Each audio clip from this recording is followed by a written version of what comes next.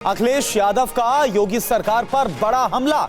सरकार ने जो वादे किए वो पूरे नहीं हुए। अखिलेश यादव की तरफ से कहा गया इन्वेस्टमेंट का जो सपना दिखा रहे हैं वो आखिर कैसे पूरा होगा। अखिलेश यादव का यह हमला, सीएम को कहना चाहिए कि हम जातीय जनगणना नहीं कर सकते। राम राज्य का मतलब मां बेटी को बुलडोजर से मारना नहीं होता। सदन में जो बातें कही जाती हैं उनको पूरा नहीं किया जाता है। सबसे बड़ी बात यह कि बीजेपी ने किसानों के लिए कहा कि आय दोगुनी होगी। 2022 आ गया है और 23 शुरू हो गया।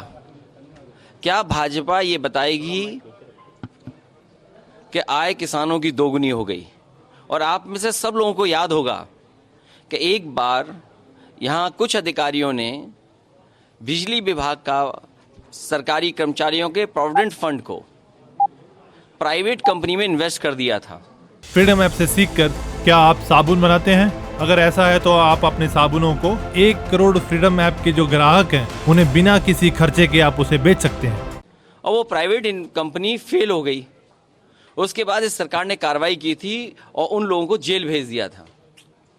आज देश के सामने सबसे बड़े उद्योगपति वो SBI और LIC का पैसा डुबा चुके हैं। क्या उत्तर प्रदेश की सरकार ने जिस तरीके से जेल भेजा था, क्या दिल्ली की सरकार SBI और LIC के बड़े अधिकारियों को जेल भेजेगी कि नहीं भेजेगी? और अगर उद्योगपति दिल्ली के डूबे हैं तो उसका असर उत्तर प्रदेश में दिखाई देगा।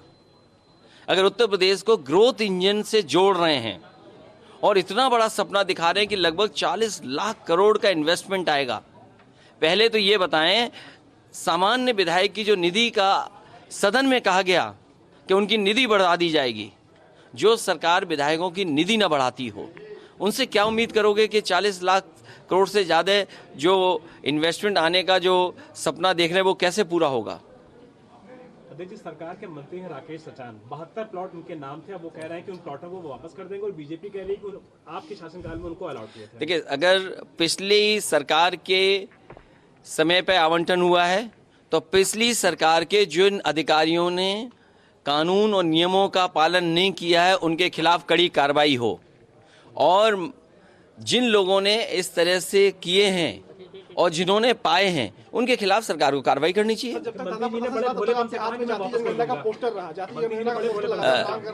जाति जनगणना के पक्ष में है समाजवादी पार्टी, और समाजवादी पार्टी इस बात को लगातार उठाती रहेगी।